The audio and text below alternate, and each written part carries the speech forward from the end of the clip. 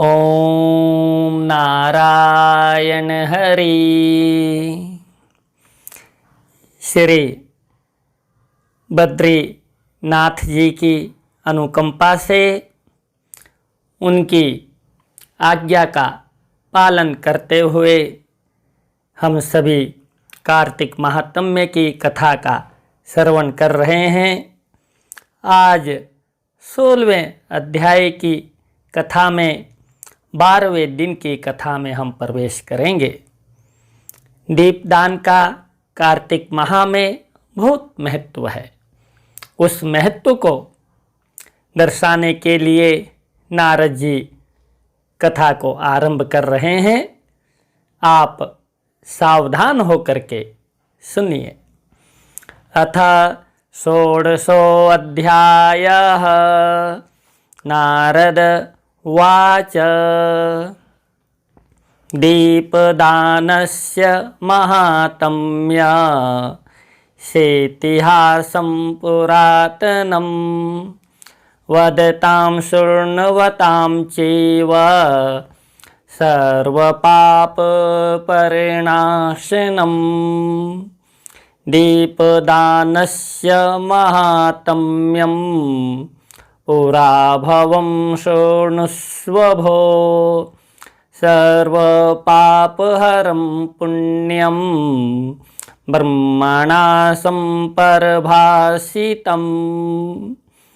नारद जी बोले, हे राजन, दीपदान के महात्म्य तथा प्राचीन इतिहास को कहने तथा सुनने वाले के सब पाप नष्ट हो जाते हैं। ब्रह्मा जी द्वारा पूर्व काल में वर्णित समस्त पापों को हरने वाले दीपदान के महात्म्य को सुनो। देखिए, दीपदान का महात्म्य सभी पापों का हरण करने वाला है। कितना महत्व है। एक छोटे से दीपक को जला देना, एक छोटे से दीपक को जला देना, अंधकार को दूर भगा देना, प्रकाश फैला देना, यानी सकारात्मकता ऊर्जा को फैला देना, यानी कि मन के एक प्रसन्नता के भाव को प्रकट कर देना, एक दिशा समाज को दिखा देना। दीपक एक छोटा सा है, लेकिन उसका महत्व कितना बड़ा है। प्राचीन काल में चंद्र वंश में उत्पन्न जयध्वज नामक एक राजा श्री नारायण में भक्ति रखता था। प्रतिदिन विष्णु मंदिर में जाकर सफाई करता तथा उसमें दीपक जलाता था और सभी प्राणियों पर दया रखता था। एक बार वह राजा रेवती नदी के तट पर स्थित विष्णु मंदिर में पूजा करने के लिए पहुंचा। वहां पर वितिहोत्र नामक उसका पुरोहित भी था। वह राजा जयध्वज के चरित्र को देखकर आश्चर्य में पड़ गया। विष्णु के ध्यान में मग्न राजा को बैठे हुए देखकर वेदांग में पारंगत वितिहोत्र ने राजा से कहा। वितिहोत्र बोला, हे राजन, तुम धर्मज्ञ, हरिभक्त, पारायण, विष्णु भक्त तथा मनुष्यों में श्रेष्ठ हो। तुम नित्य मंदिर की सफाई करके दीपदान करते हो। अन्य लोग भी विष्णु की पूजा अनेक प्रकार से करते हैं, परंतु तुम केवल मंदिर की सफाई और दीपदान, मंदिर की सफाई और दीपदान ही करते हो। इस महापुण्य के रहस्य को तुम अवश्य जानते होंगे। अतः यदि तुम्हें मुझसे प्रेम है तो उस गुप्त बात को मुझसे कहो।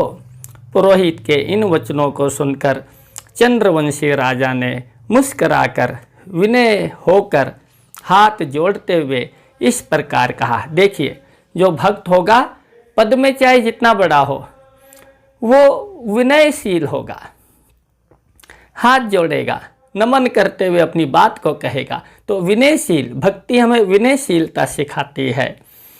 राजा बोला, हे ब्राह्मण, आप मेरे पूर्वकालीन आश्चर्यजनक चरित्र को सुनिए। पहले सतयुग में सवारोचिस नामक मनवंतर में वेदांग में पारंगत एक ब्राह्मण था। वह यज्ञ नहीं करता था तथा ग्राम याजक था। ग्राम याजक यानी कि भिक्षा मांग करके अपना काम जो है जीवन निर्वाह करता था। वह नीच, निष्ठुर तथा ना बेचने योग्य पदार्थों का विक्रय करने वाला था।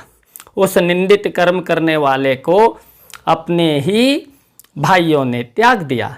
तदुपरांत वह दरिद्र, दुखी, दुर्बल तथा रोगी बन गया। एक समय वह धन के लिए पृथ्वी पर भ्रमण करता हुआ श्वास रोग से पीड़ित होकर नर्मदा नदी के तट पर पहुंचकर मर गया। उसके मर जाने पर बंधुमती नामक उसकी पत्नी वह विचार करने लगी, जिसके कारण उसे भी बंधुओं द्वारा त्याग दिया गया। तदुपरांत उस स्त्री और एक चांडाल के साथ संसर्ग हुआ और जिसके कारण मुझ दंडकेतु नामक महापापी तथा ब्राह्मण द्रोही बालक का जन्म हुआ। यानी कि मेरा जन्म पूर्व जन्म जो है दंडकेतु के रूप में हुआ था। मैं पराई स्त्री तथा पराय धन का लोलुप, जीव हिंसक, गाय, मृग एवं पक्षियों को नष्ट करने वाला था। मैंने सुमेरु पर्वत के बराबर बहुत से स्वर्णों की चोरी की। मैं शराबी, दूसरों की निंदा करने वाला तथा क्रूर स्वभाव वाला था। इस प्रकार मैं पाप करता था और यात्रियों को लूटता था तथा पशु, पक्षी, हिरण आदि जंतुओं के लिए काल के समान बना रहता था, उनका शिकार किया करता था। एक बार मैं किसी पर स्त्री के साथ प्रेम करने की इच्छा से रात्रि के समय एक सोने मंदिर में जा पहुंचा। मैंने सोचा ये मंदिर एकांत में है, कोई स्त्री आएगी तो यहीं पर उसके साथ मैं अपना प्रेम प्रसंग करूंगा। वहां जाकर मुझ कामी ने काम वासना के भाव से अपने कपड़े द्वारा मंदिर का एक कोना साफ किया। उसके कारण मैंने मिट्टी के जितने कण बाहर फेंके, मेरे उतने ही जन्मों के पाप नष्ट हो गए। हे ब्राह्मण, काम वासना के समय मैंने जिस दीपक को वहाँ जलाया था कि इसके प्रकाश में मैं अपना प्रेम प्रसंग करूँगा, उसके कारण भी मेरे सभी दुष्कर्मों का नाश हो गया। हे ब्राह्मण, उसके प्रकाश को देखकर नगर का चौकीदार वहाँ आ पहुँचा। वे मुझे चोर समझकर तलवार की तीक्ष्ण धार से मेरे सिर को उड़ाकर चला गया। इसके बाद श्री विष्णु के दूत सब भोगों से युक्त दिव्य विमान में बैठकर वहाँ आए। वे मुझे साथ लेकर विष्णु लोक जा पहुँचे। हे ब्राह्मण, वहाँ मैंने ब्रह्मा जी के 100 कल्पों तक निवास किया। दिव्य भोगों से युक्त वैकुंठवास की अवधि समाप्त होने पर मुझे देवताओं के योग्य भूमि में स्थान मिला। उस पुण्य के प्रभाव से ही मैं यदुवंश में जन्मा तथा उसी के फलस्वरूप मुझे अपार संपत्ति तथा यह अकंटक राज्य इस जन्म में मिला है। हे ब्राह्मण, मैंने काम तुष्टि के लिए मंदिर में जो सफाई का कर्म किया, जो दीपक जलाया, उसके कारण भी मुझे ऐसा श्रेष्ठ फल मिला। तब जो लोग भक्ति युक्त होकर इन कर्मों को करते होंगे, उन्हें तो ना जाने कैसा पावन फल मिलता होगा। इसलिए मैं इस महत्व को, मंदिर की सफाई को और दीपक जलाने के महत्व को जानता हूँ। इसलिए मैं प्रतिदिन मंदिर की सफाई तथा दीपदान करता हूँ, क्योंकि मुझे अपने पूर्व जन्म की घटना याद है। इसमें एक सावधानी रखने की बात है। ये कहानी हमको एक दिशा देने के लिए है। ये कहानी हमको इसके लिए नहीं है कि मंदिर में अगर हम गलत नीयत से जाएंगे तो भी ईश्वर जो है उस गलत नीयत को स्वीकार करके हमारे ऊपर कृपा करेंगे। ये तो एक घटना अचानक घटी है उसके जीवन में। योजना बना करके जाना एक अलग बात है। हमें पता है कि मंदिर शुद्ध पवित्र स्थल है, वहाँ पे मन की शुद्धता के साथ जाना चाहिए। अतः इस कहानी के इस भाव को हम अवश्य समझे। मंदिर में शुद्धता, शुद्ध विचार के साथ ही जाना चाहिए। अशुद्धता फैलाने के लिए मंदिर के जो भूमि है उसका उपयोग हमको नहीं करना चाहिए। ये घटना तो एक घटना के रूप में घटित हुई और वह घटना हमको ये बता रही है कि वह व्यक्ति अपनी काम पिपासा को शांत करने के लिए मंदिर में सफाई उसने की, एक कोने में दीपक जलाया। लेकिन ईश्वर इतने दयालु हैं कि उस वीरान जगह पर दीपक का प्रकाश करने पर भी प्रभु ने उसको जो है अपनी कृपा का पात्र बनाया और उसे सद्बुद्धि प्रदान की। जो मनुष्य एकांत स्थान में कामना शून्य होकर, देखिए आप कह रहे हैं कि एकांत स्थान है, मंदिर एकांत ही तो, पहले सब जगह एकांत में ही मंदिर होते थे, अब तो शहरों के बीच में मंदिर हो गए हैं।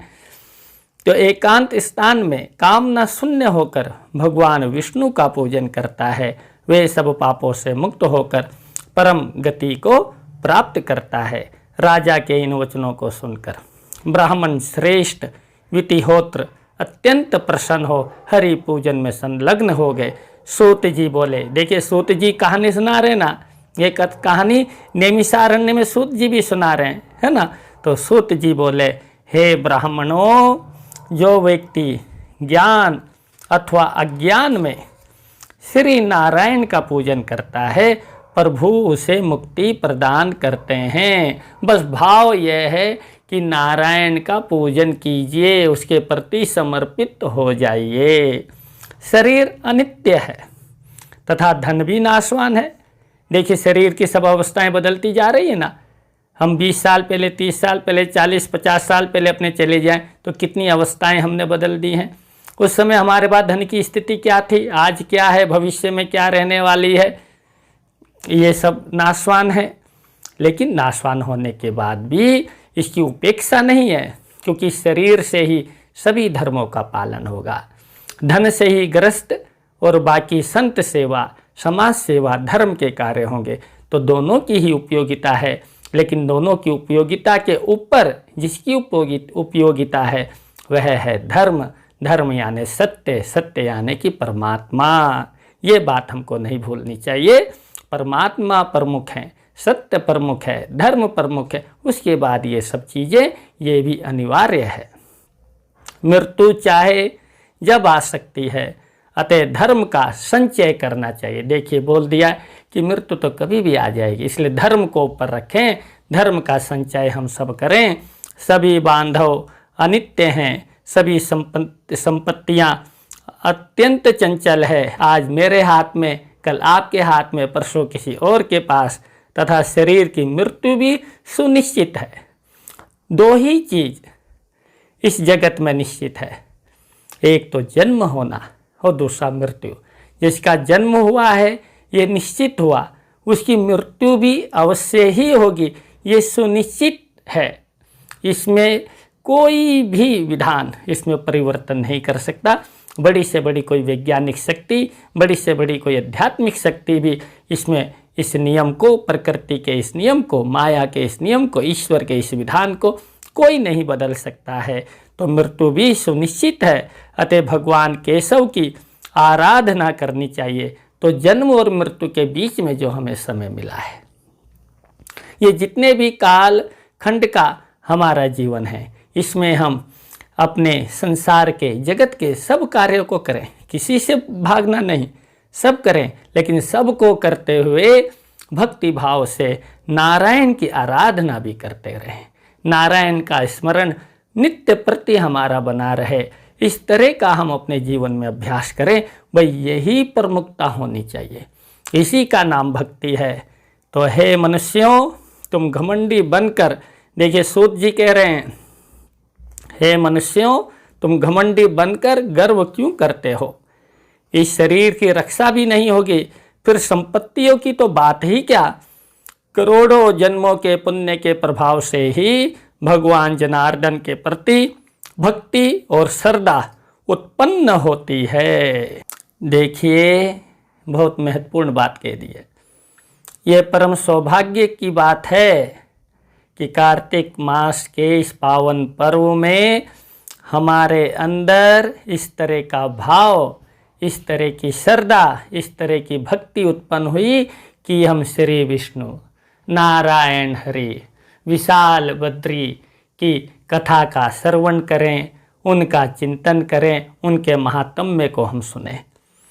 ये पता नहीं कितने जन्मों के पुण्य रहे होंगे, वो फिर ईश्वर ने कृपा करके हमको, जो इन सब अनुष्ठानों में लगे हुए हैं, कार्तिक मास के महात्म्य को सुनने के अनुष्ठान में लगे हुए हैं या इस तरह के अन्य दिवसों पर भगवान के पूजन कथा का श्रवण करते हैं, तो ये बहुत बड़ी मतलब करोड़ों जन्मों के पुण्य का प्रभाव परमात्मा ने हम सबको दिया है।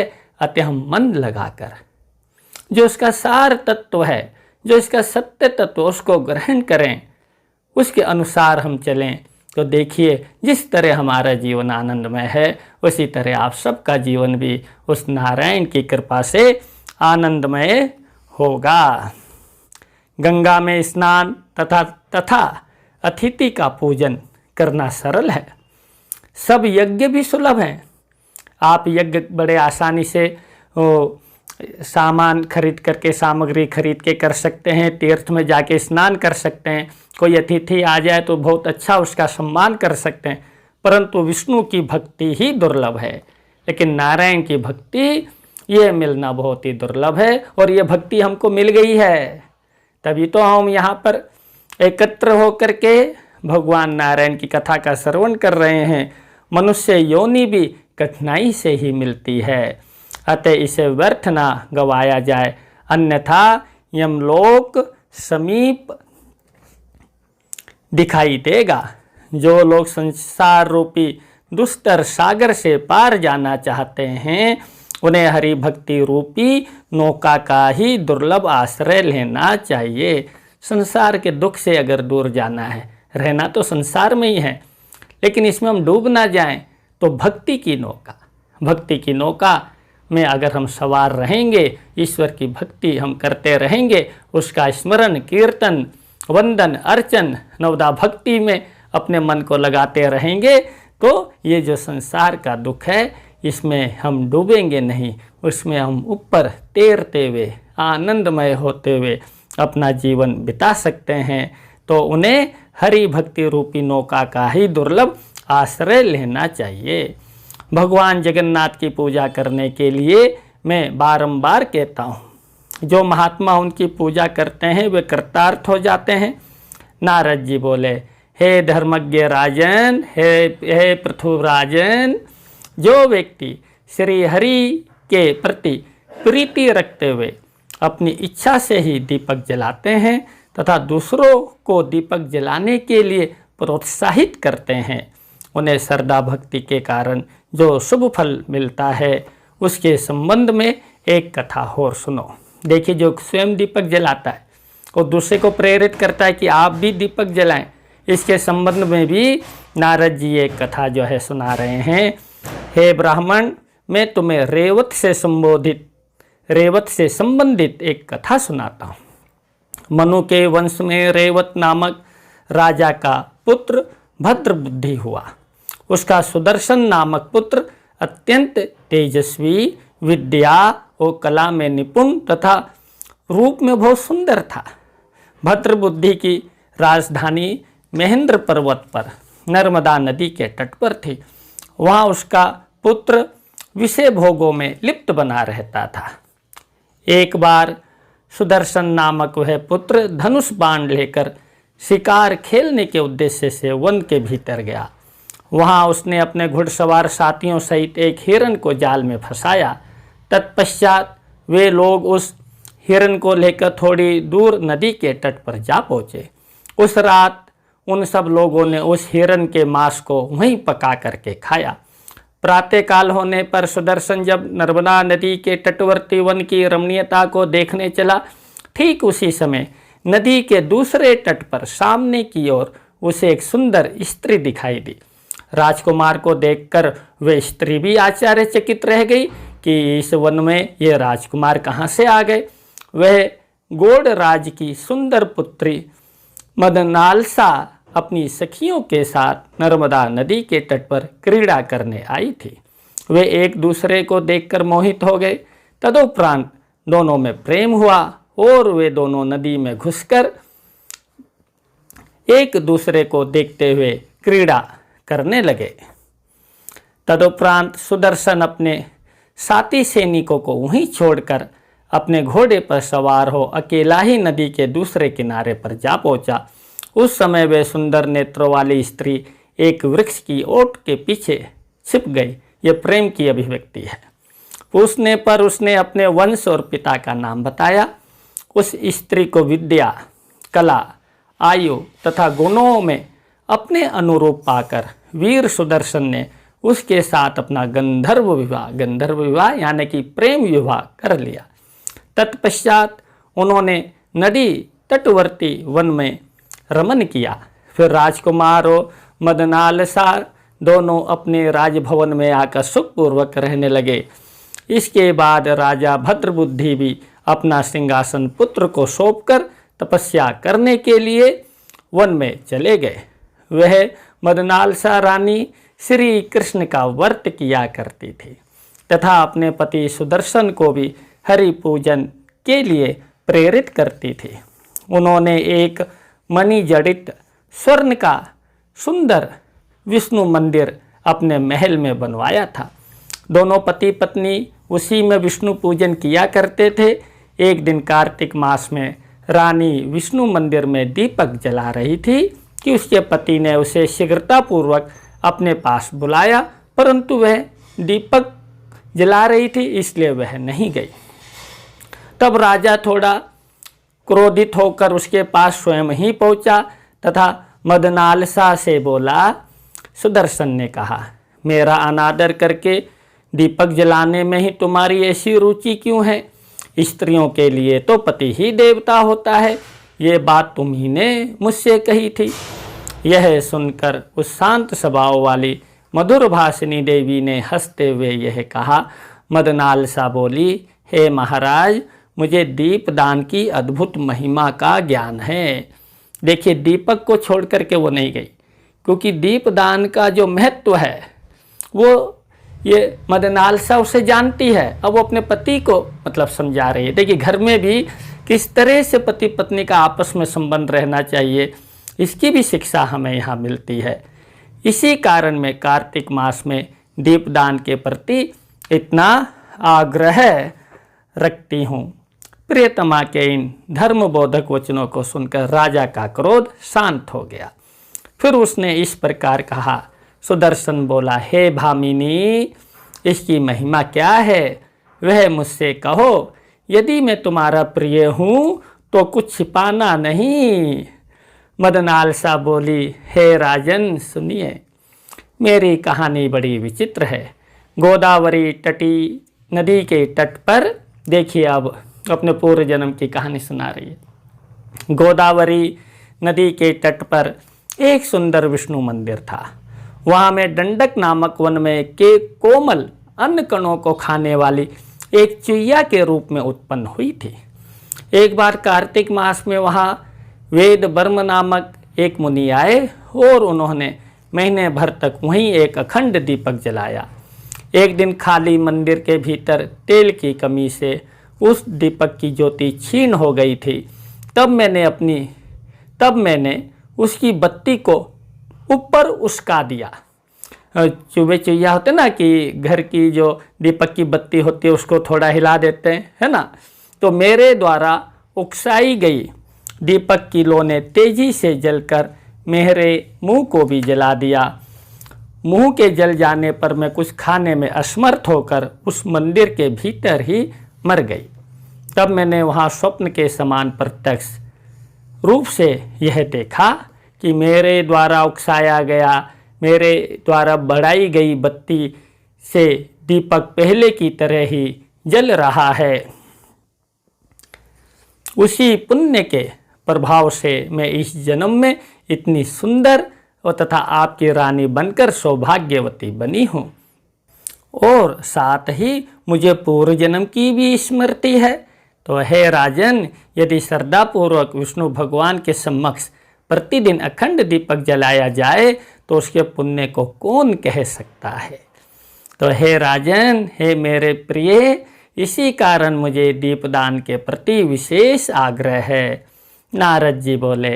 यह सुनकर सुदर्शन आश्चर्यचकित रह गया और कार्तिक मास में नियमानुसार श्री विष्णु की पूजा करने लगा। इस प्रकार कार्तिक मास में श्री हरि की अर्चना करते हुए दोनों पति पत्नी प्रसन्नता एवं प्रीतिपूर्वक इस लोक के सभी भोगों को प्राप्त कर शरीर त्यागने के बाद विमान में बैठकर भगवान विष्णु के लोक को प्राप्त हुए। देखिए दीपदान का कितना महत्व है। इति श्री पद्म पुराणे कार्तिक महात्म्य शव पर दीप प्रज्वलनाय जन्म महिमं नो वर्णम दंडकेतु सुदर्शन मदनाल सोपाख्यानम नाम षोडशोऽध्यायः। इति श्री पद्म पुराणे कार्तिक महात्म्य के अंतर्गत शव पर दीप प्रज्वलनाय जन्य महिमा वर्णन तथा दंड केतु सुदर्शन मदनालसा उपाख्यान नामक 16वां अध्याय समाप्त हुआ। दीपदान के महत्व को प्रकट करती हुई आज हमने श्री हरि की कितनी सुंदर कथा का श्रवण किया है। कल 13वें दिन की कथा में 17वें अध्याय की कथा का हम श्रवण करेंगे, जिसमें एकादशी व्रत की महिमा का, एकादशी तिथि प्रभु को सबसे अधिक प्रिय तिथि है। इसका व्रत उपवास किस प्रकार करना है, इसका महत्व क्या है, इसके संबंध में बहुत ही सुंदर कथा कल हम सभी श्रवण करेंगे। उस ईश्वर की ऐसी ही आज्ञा हुई है, अतः आज की कथा को उनकी अनुकंपा से उन्हीं गोविंद को तदीय वस्तु गोविंदम त्वमेव समर्पयेत कहते हुए उन्हीं को समर्पित करते हुए आज की कथा को विराम देते हैं। ओम नारायण हरि।